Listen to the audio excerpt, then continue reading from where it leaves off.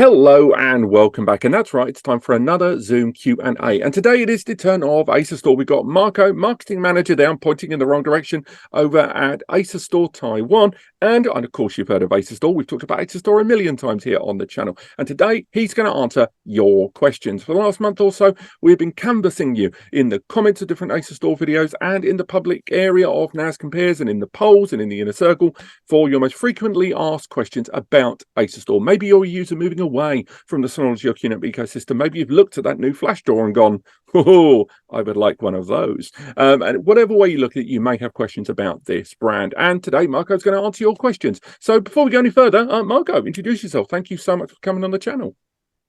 Thank you for having me. I'm the marketing manager, or one of the marketing managers at Asustor. I do primarily the English and Western stuff, as well as handle some of the YouTubers and media. If you see the Flashstor or any of our other NASs come to Robbie, I sent it. Yeah, absolutely. We've encountered each other several times over in Computex Taipei. I'll be honest, he's one of the few people there that I was able to talk to. So it's quite good to have you finally here on my terms, here in my world. But do you know what? Without further ado, why don't we stop wasting everyone's time and crack straight on? I would argue of all the questions that we had come through, different variations of the same question kept presenting itself. And I think you're in Asustor's position in the market, because I think it is a largely dominated QNAP and Synology marketplace, which is, again, slowly starting to dilute over the last 18 months to 2 years. The first question I would say is, what is it that Asustor offer that Synology and QNAP don't? Well, it's a good question. You know, we got to be quick to the market to get the new features out. And recently, we've done a lot of great things, as well as the stuff we've done for many years. We have a 50% longer warranty. We were first to get SMB multi-channel out into the market. That was a free upgrade. Even if you had your NAS for 10 or so years, you know, you could break the gigabit barrier, and for free. Actually, it's a completely free upgrade, right? 2 gigabits per second on a 10-year-old NAS, from 2015. Why wouldn't you do that? We're looking to put in extra right to repair policies as well. We want to make our NAS open. We're not locking down the NAS with and using first party equipment, and we have and we want to make it so that it's more repair friendly as well, as the trend goes in. I'm a personal supporter of right to repair, but that's not necessarily the company's opinion just quite yet, but it's mine, and I want to fight for that. Some of our competition still release NAS devices primarily with gigabit Ethernet, while we have 2.5 gig, 10 gig, and everything in between. You were the first to introduce 2.5G, actually. Yeah, I remember that back in 2019. Yeah. Very impressed with that. How is it a thing that Synology still releases products with gigabit Ethernet in this day, in 2023? Like, why? It makes no sense. We have a lot of things coming soon as well. We're still working on the drawing board, and we're definitely taking what we learned from our first all flash NAS, especially all NVMe NAS, and we want to see if we can make it better, bigger, more powerful. I mean, certainly a lot of people ask me, oh, can you make a more powerful version? Well, of course. I mean, the next version is always going to be more powerful, right? We hear that one loud and clear, but you've got to balance that efficiency, yeah.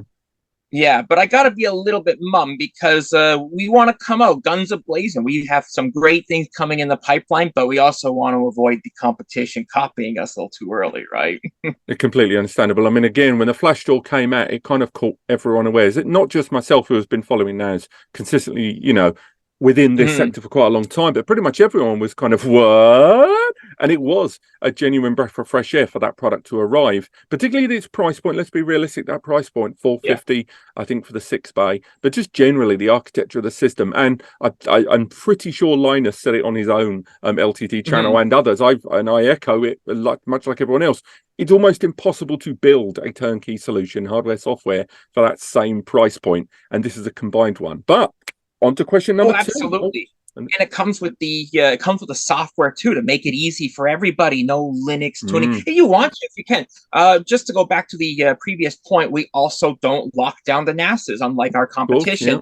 And while I know Synology is going towards the locking down, methodology. Okay, that's fine. There's a market for that. But and QNAP kind of doesn't really touch it, but we allow it. And I've pushed that even before the company opinion changed, is that I've pushed the boss over and over and over again. You know, I found with TerraMaster in particular, they the BIOS will actually revert itself back when you change something inside the BIOS, like, you know. But we allow, and that's what we have as well, that we don't, that other people don't have, you know. So you have the Flashstor. It has the software to make it easy. You can change it if you want. If you want, you know, TrueNAS or ZFS or whatever, it doesn't matter. You know, it's your device. I think, no, inarguable, and that's why I've been doing a lot of guides recently. And on your own channel, you did do your own public videos about how to install the likes of TrueNAS on there. But moving forward, next question. This is another one, very early days, a misunderstanding myself as well, very early doors, and something that's recurrent. I would say the Flashstor has only exacerbated this. Are Asustor and Asus the same company? Because I think a lot of users are familiar with Asus, and they come to Asustor thinking, oh, well, that's Asus. It's the same thing, right? Mostly no, not, you know, yes and no. We were spun off in 2011 as a, it's called an Asus associated company. There's actually a couple other companies just like this. I don't know if you've ever heard of them. One of them is Aeon, AAEON. Sounds really familiar. It does sound very familiar. Industrial motherboards. And then there's also ASMedia as well. ASMedia is one of those companies as well. And ASMedia makes semiconductors. They make they actually produce the AMD chipsets lately, but also stuff like USB controllers and whatnot as well. So they're spun off from Asus, but run independently. They indicate that Asus has some ownership, but not enough to be a subsidiary, as some falsely claim. We do have our own accounting, marketing, logistics, management teams as well. If we make a mistake, you know, that's not Asus's fault, and and when Asus makes mistakes, that's not our fault either. We don't have any control. We don't talk to them. We're several kilometers down the road, like in a completely separate office. I was going to say, I mean, a lot of that, it's not uncommon. We're seeing even from QNAP, the parent company, IEI, I believe. It's, you know, it's quite common. It's just out here. I say out here in like UK, Europe, and we see Asustor, and there's those associations. And again, there's no negative behind it. I think just a lot of people may or may not go for Asustor based on that association, but it's good to clear that up. I was going to say, next one, do you know what? You've sort of alluded to this one, but we're going to roll into this question anyway.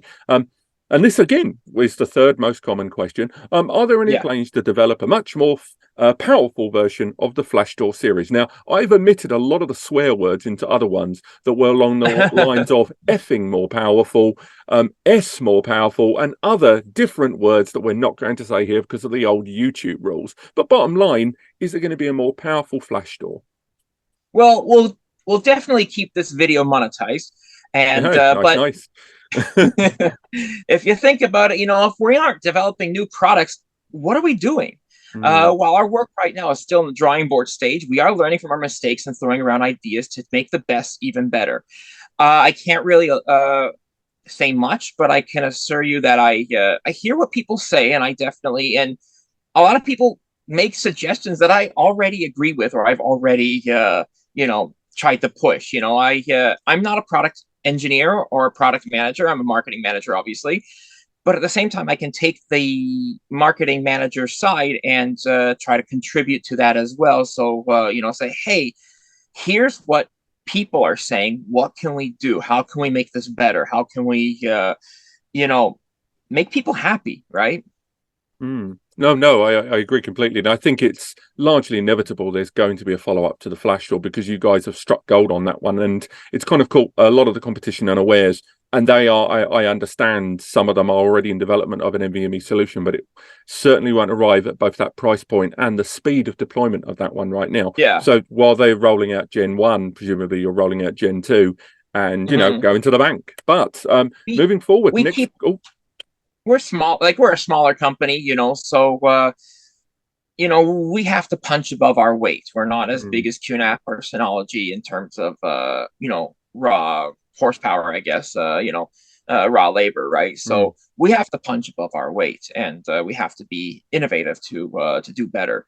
You know, when it comes to the Flashstor, like we have usually like our set sales, you know, based off the size of our company, and we couldn't anticipate that level of demand. We couldn't keep it in stock for months. Past Computex, we just couldn't keep it in stock, especially after Linus's video. We really couldn't keep it in stock.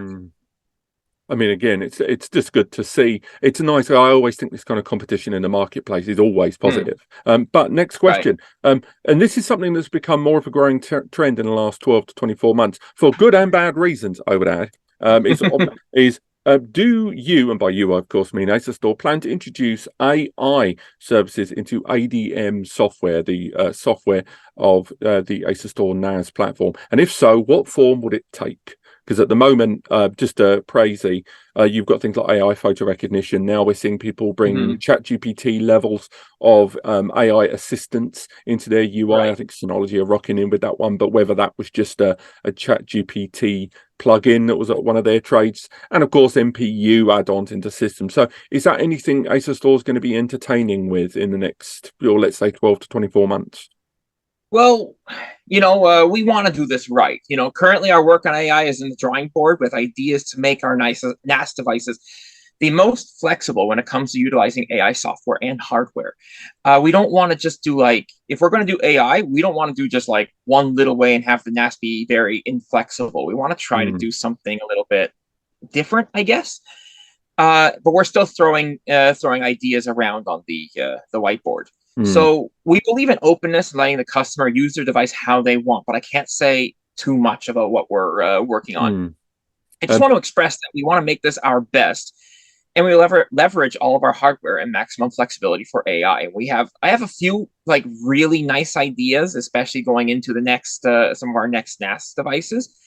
Not maybe the next one, but the after next one, and that might include some AI, but I need to push hard first so that I can get it implemented before I say anything.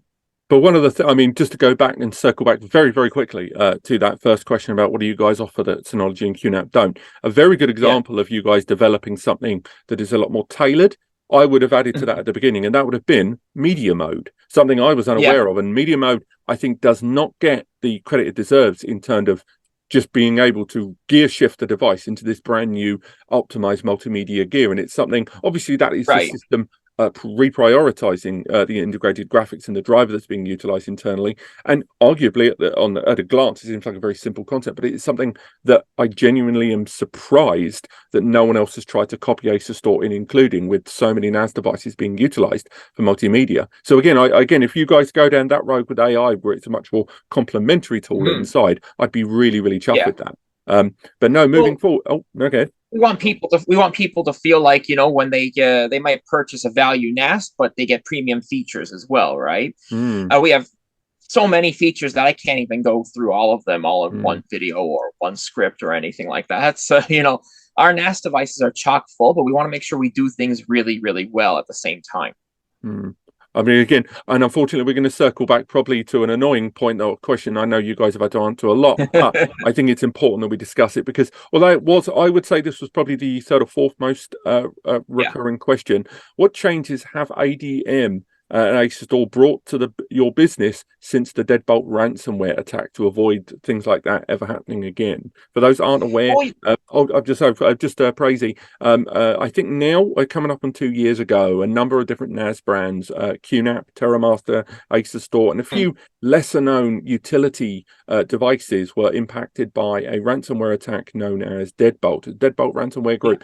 And it was an encrypted method. They got in, encrypted the content inside, left a little ransom note with a exchange amount in Bitcoin for people to unlock. And a lot of people reported either not wanting to pay to engage with that kind of activity or going ahead and paying it, but ultimately holding the NAS brands themselves responsible with varying levels of the reasoning behind the vulnerability, updates, security protocols being too easy, stuff like that. But for Asustor, you guys were also impacted. So what changes have you made?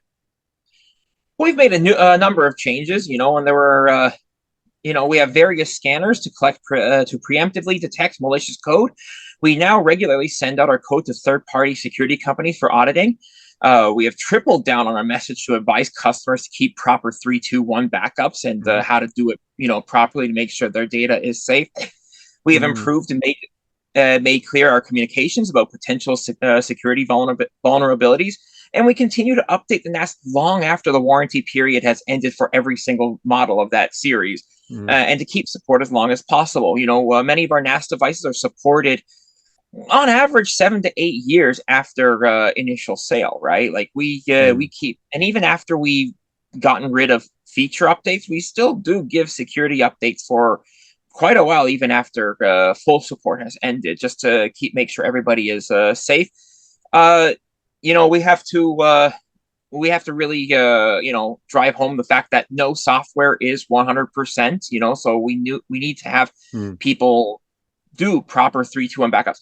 In fact, I don't even want to upsell people into buying 2 NASs. I would rather have people buy a NAS, an offline backup, and then go for an offsite backup like Azure or AWS, or cloud USB. Yeah, of course. Yeah. I mean, again, I remember seeing. Because I'm going to say ADM after all those incidents happened. One of the things that you guys integrated that I quite liked the look of, and eventually everyone kind of did the same thing. But I do think I recognized it first on ADM was when booting up the device, it would not let you proceed with certain choices unless you accepted what was happening was risky with default ports, and it would pop in and go, just so you know, these ports are not randomized. You're going with these. You have to acknowledge you're going to accept this. And it was something I'd only ever seen on the TrueNAS platform when it comes to their jails and setting a system in an unsafe state. And I really liked that. And I remember it standing out for me at the time going, because that was a slightly risky gambit, or a lot of users might go, awful to layers. I've got to do research now, when you could have just gone, breeze it through. Default port nightmare. Just knock yourself out. No.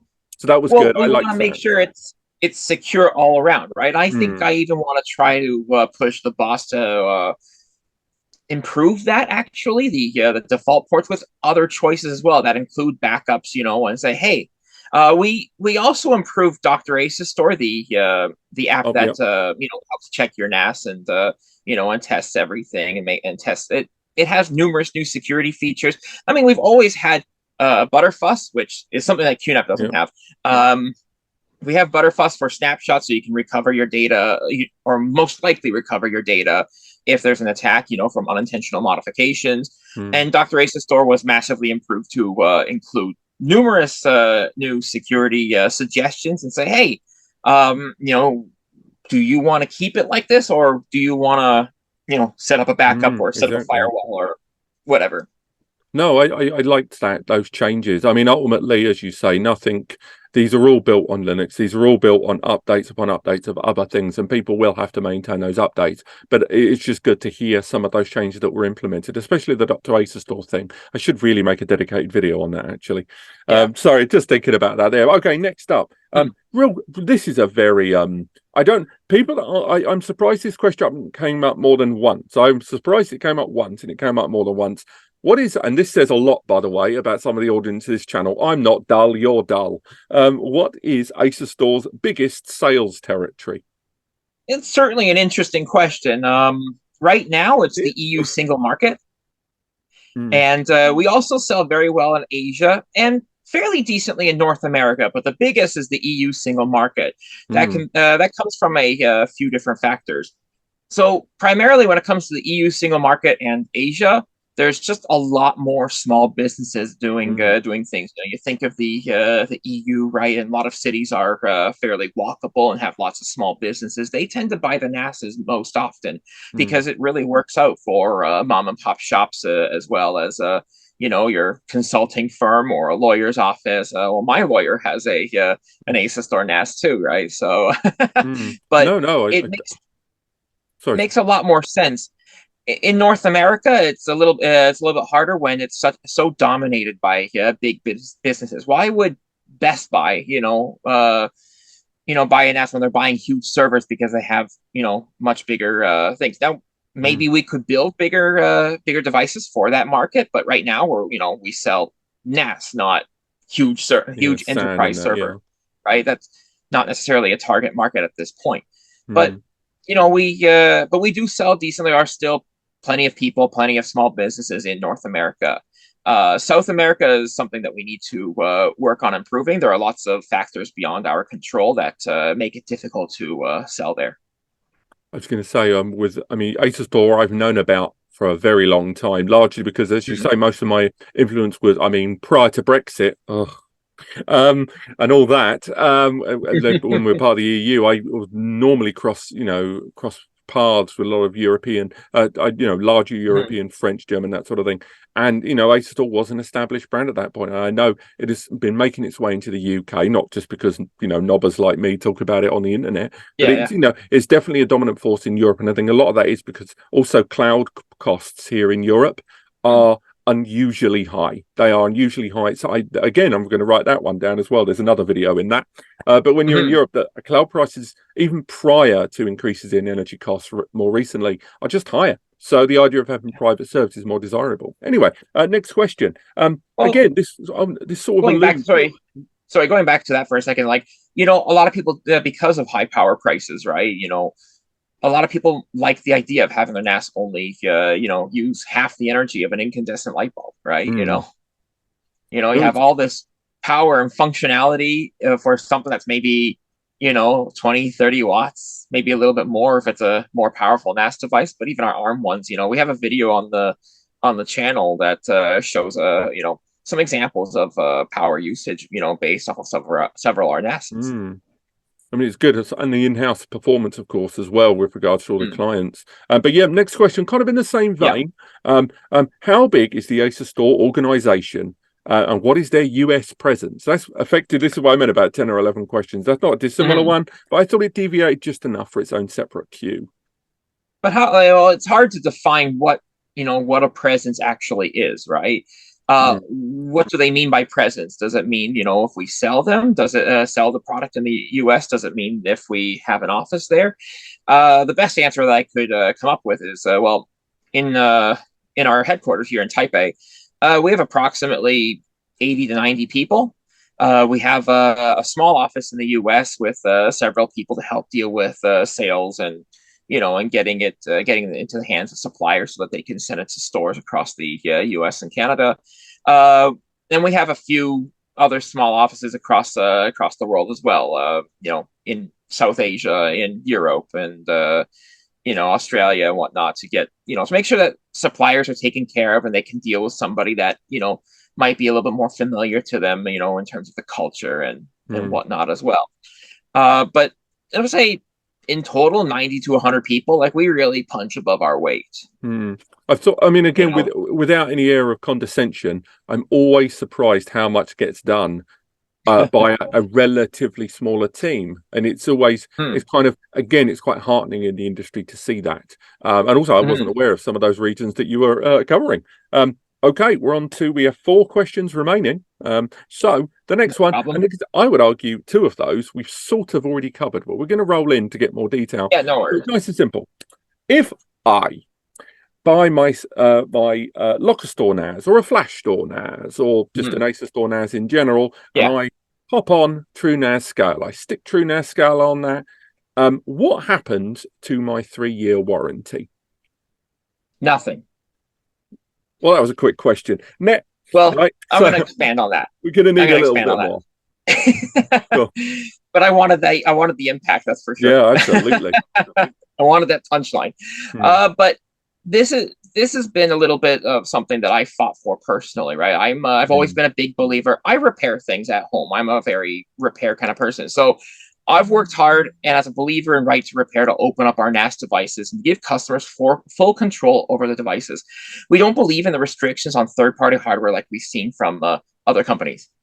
So that's good. That's very good. It's just mainly, I guess, if I'm a user and my system breaks, the PSU breaks, but my PSU broke or my memory fried, and I've been using TrueNAS, that would mean that they would get that warranty support still for the hardware. Absolutely, yeah, because we don't see that that's killed what's killed the hardware. We look at the forget exactly how to pronounce it. The Magnitsky Act. I don't know how they say it. It's a 40-year-old law. I know the one you mean. Yeah. Yeah. But off the top of my head, it's it's a letter soup for sure. But you know, we want to tell people to say, look, what are we not going to guarantee is your fault. You know, what is your fault, right? Did TrueNAS kill the device? No, probably not. But you know, if the CPU dies or something like that, well, we have to we're going to repair that. You know, it's reversible. That's why we tell people don't overwrite the eMMC, because it just makes it more difficult. But if the modification you take is not the results, then we're going to repair it under not only under the law, but our belief too. Nice. Excellent. And going back, you mentioned this earlier on, but just to expand on that, how long does Asustor support ADM on any system, the system software? As long as we can, actually. We only really start winding down things when hardware partners like Intel start winding down their software support for their products we use on our motherboards, right? You know, obviously we build the motherboard, right? And we build it here in Taipei. But even then, like, we have parts that we buy from other people, right? We have network cards. We have we have the processor, right? Intel, right? You know, ARM, you know, Realtek. When they start to stop providing driver support and whatnot for newer kernels and whatnot, that really starts tying our hands together. But we usually on average get about 8 years ish, some as long as 10, others as short as 7, but as far as we can go, possibly. Going to say, I'm doing a buyer's guide for Synology, and I found on average with them it was between 9 and 11 years. So it's quite comparable given the scale of the companies as well, and the number of versions of ADM versus the number of versions of DSM. And I think that there is parity there. Next up, usually we get the we stop with feature updates, but we kind of throw in some more security updates for maybe a year or two after that. Second to last question. Where do Asustor see themselves in 12 months' time in the market? Well, crushing the competition, obviously. No, I'm kidding. Oh, well, obviously. I mean, let's face it, what's life if you can't have a fight? We will be continuing to implement more features that we generously receive from people that believe in our success, right? Like, I hear you, I hear everybody, I hear the comments. We're just going to keep building the greatest NAS we can possibly build. Our competition will continue branching out and juggling many things while we continue to do one thing really, really well. We've seen, how some of our competition, branched off into other weird things and whatnot. We're about NAS. We're Asustor, right? That's our thing, and we're going to do our thing and we're going to make it better. Nice. Excellent. And final question, and again, this was a question I've edited neatly for YouTube. How much of Asustor, and we can all read between the lines, how much of Asustor hardware production takes place outside of production facilities? Is it all done in Taipei? Is any of it done in China? Or how much of it is in-house? Well, we don't actually have a house, in that sense. We all of it is outside of our production facilities. We contract our production to one of the best motherboard manufacturers in the country.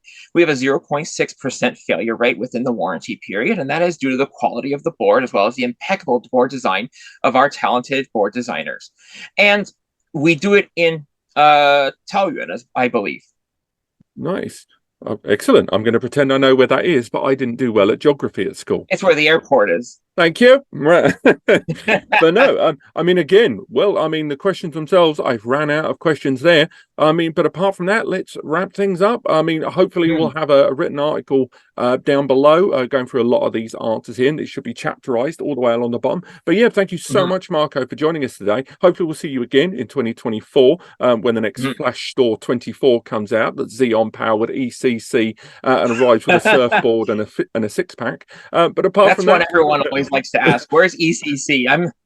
I mean, again, at that price point. And particularly some of those CPUs. But no, thank you so much for joining us, and thank you so much for watching. Have yourselves a fantastic week. Like, subscribe, links, and the review should be linked in the description to other Asustor products. But apart from that, thanks again, Marco, and we will see the rest of you next time. Thank you.